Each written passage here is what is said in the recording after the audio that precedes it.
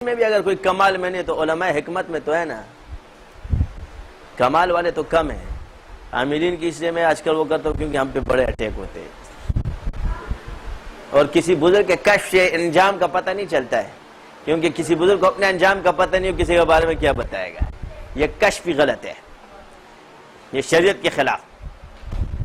یہ نبی کو انجام کا پتہ چلتا ہے. بعض چیزیں خصوصیات نبوت میں سے وہ امت کے لیے نہیں ہے، جیسے وحی یہ خصوصیات نبی میں سے، اور نبی کا کشف خواب ہر چیز وہ دین ہے. کہ خواب کی تعبیر نکلے یا نہ نکلے دین ہے. اور ولی اس کے خواب کی تعبیر ہے، یہ تمہارے لیے نہیں ہے.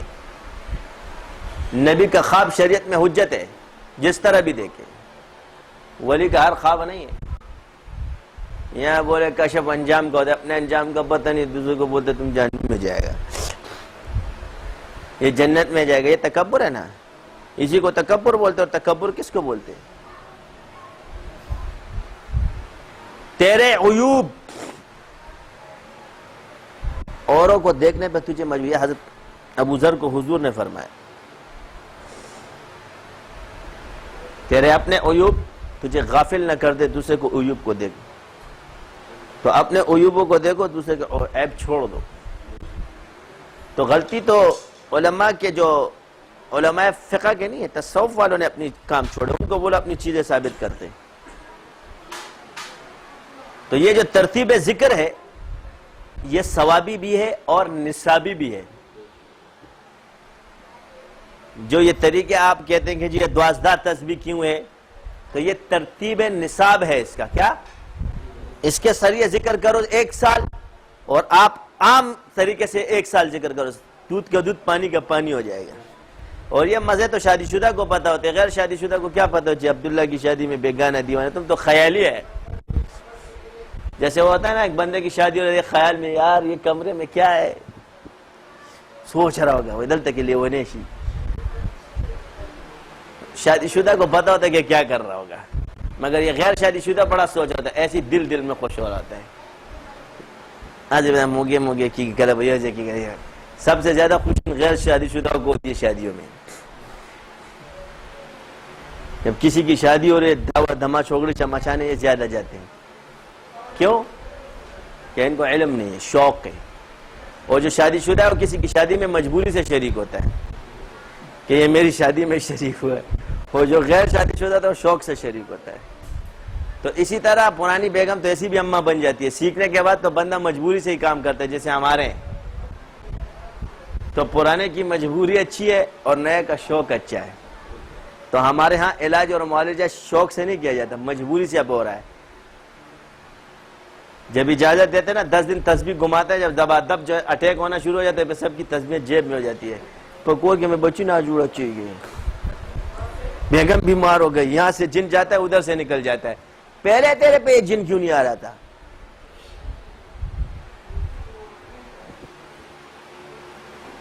اب کیوں آتے ہیں؟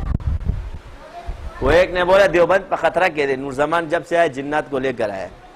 میں نے کہا کیسی باتیں کرتا ہے یار، کیسا؟ آدم علیہ السلام سے پہلے جنات تھے، میں کہاں سے لے کر آئے؟ میں علاج اور معالجہ کرو، تمہارے اندر چھپے تو تمہیں نظر نہیں آ رہے تھے. میں نے تم لوگوں کو دوربین دے دی جس سے نظر آنے. اب چھپ نہیں سکتے. جب دشمن چھپ نہیں سکتا نا تو پھر وہ تل ملاتا ضرور ہے اور چھپنے کے لیے رستے ڈھونڈتا ضرور کہ اب یہ مجھے مارے گا. تو تم لوگوں کے پاس پہلے دوربین ہی نہیں تھی، تمہارے اندر شیاطین بھرے ہوئے تھے، اب نکلنا شروع ہو گئے. تو یہ اعتراضات بہت آتے ہیں، مگر ان کے اعتراضات کرو سامنے کرو، پیٹھ پیچھے کیا کرتے ہیں گناہ. تو اب جب دیکھ لیں کہ اس کو کسی طریقے سے تو زیر نہیں کر سکتے، گناہگار فاسق فاجر دے، تو ہم نے کب بولا ہم نیکوکار ہے؟ یا اللہ مجھے معاف کر دے، سب کے سامنے توبہ کرتا ہوں جس نے مجھے گناہوں میں دیکھا ہے. توبہ کرتے ہیں سچے دل سے، استغفر اللہ ربی من کل ذنب واتوب الیہ. کیوں اپنی نیکیاں بیان کرے کہ ہم نیک ہیں، ہم ہیں گناہگار. حاضر توبہ کر لی تمہارے سامنے، تم گواہ رہنا کہ میں نے تمہارے سامنے توبہ کی ہے.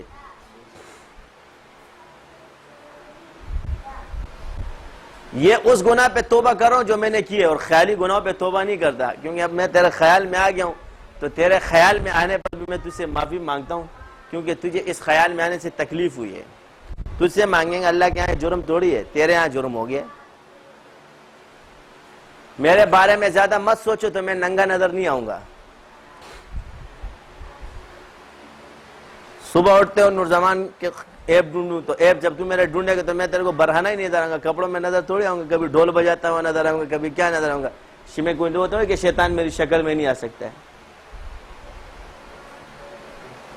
تم ہو ابھی تمہارے ساتھ کیا بولو، ایک مولوی تھا نیا نیا ہوا تھا، تم پہ کچھ زیادہ تقویٰ چڑھ گیا تھا تیرے پہ، اس پہ تقویٰ تو یہ ہے کہ یہ حرام وہ حرام، پھر کہنے لگا کہ تقویٰ تو یہ ہے کہ اگر کسی نے خواب میں بھی کسی کے ساتھ کوئی غلط کام کیا تو اسے کہا کہ غسل کر لے، کیونکہ وہاں بیٹھا ہوا تھا کوئی منچلا مولوی تھا، وہ بھی تیز تھا، پتہ ہے اس نے شریعت کے خلاف بات کی، اب سمجھانے کے لیے پہنچ گیا اس کے پاس،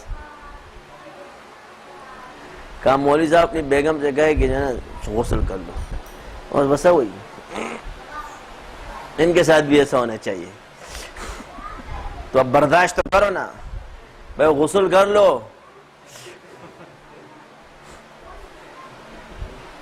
یہ ہو گیا ہے۔ دوسرے دن ہے اپنی بیٹی سے کہو، تیسرے دن آیا میں غسل کر کے بیٹھا ہوں، پتا تھا میری باری ہے،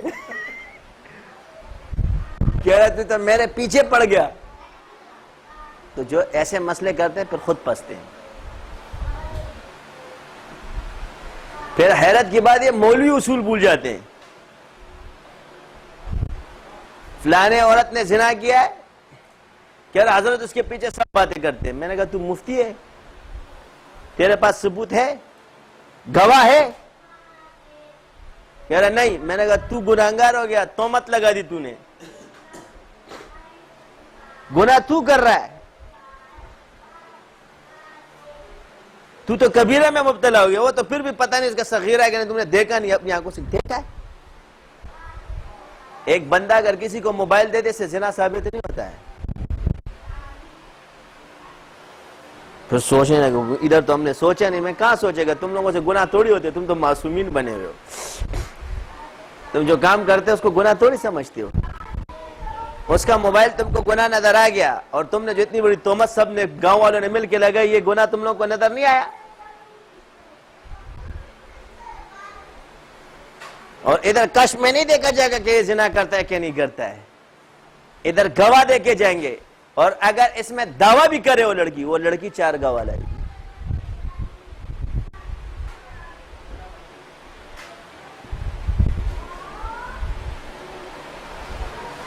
یہاں سارے اصول بھول جاتے ہیں ہم لوگ، پھر مقاشفے میں چلے جاتے ہیں، کیا ہے کہ نہیں کیا ہے۔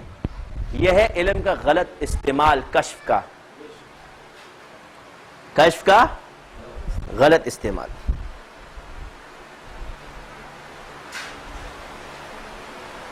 خیال اپنا سوچ یہ غلط۔ ابھی میں ایک جگہ گیا، کس نے کہا پکا دیوبندی ہے وہ آدمی، ایک بزرگ نے کہا یہ قادیانی ہے۔ کہہ رہا حضرت آپ کے بارے میں کیا کہتے ہیں؟ میں نے کہا میں اس بارے میں کیا کہوں گا، میں نے کہا جس بزرگ نے کہا اس کو بولو کلمہ دوبارہ پڑھے، اسی پہ حکم لاگو ہوگا۔ ہمیں اپنے انجام کا پتہ نہیں، دوسرے کا انجام کیسے پڑھے۔ ایک بندے کو مستند مفتی ہے اور مستند خلیفہ مجاز بیت ہے، ظاہر میں کوئی چیز نہیں ہے، اس نے کس دلیل سے اس کو قادیانی کہا؟ کہتے ہیں ایک آدمی اس کے پاس ایسا گیا تھا، میں نے کہا یہ آدمی جو آپ نے بیٹھا ہے فرشتہ تھا؟ یہ جو آپ کے فرشتے آئے ہیں میرے با اعتماد ساتھی، کیا کہتے ہیں، میرے با اعتماد ذرائع سے مجھے پتہ چلا ہے۔ میں نے کیونکہ آپ کے با اعتماد ذرائع پہ وہی آتی ہے، یہ جبرائیل علیہ السلام جو ان کا کانٹیکٹ ہے، آپ نے اپنے اس با اعتماد ساتھی کی تحقیق کی ہے کہ یہ با اعتماد ساتھی کیا کرتا ہے؟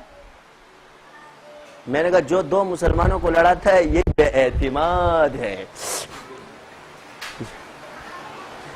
قرآن میں اللہ نے انہی کو بے اعتماد فرمایا، کیونکہ یہ اصلاح کرنے کے لیے منافقین بھی آتے تھے۔ تو کیا فرمایا اللہ تعالیٰ نے؟ وہ کیا کہتے ہم تو اصلاح کرتے،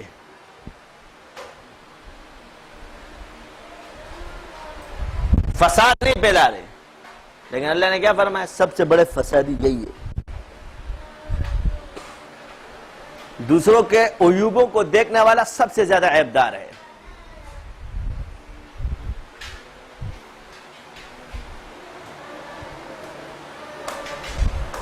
مولویوں کے اندر عیوب، ایک دوسرے کو دیکھے گا، صوفی دوسرے کے پیچھے. مجھے کہتے ہیں حضرت میں معترض نہیں ہوں، مجھے اللہ بچائے اس اعتراض سے. تم نے جو سوالات کیے میں تمہیں بتا رہا ہوں کہ شریعت میں یہ بھی گناہ ہے، صرف داڑھی کاٹنا گناہ نہیں ہے، صرف ٹخنے کھولنا نہیں ہے. ابھی تم 2 گناہ سے چھوٹے ہو. نماز تم پڑھ رہے یہ 4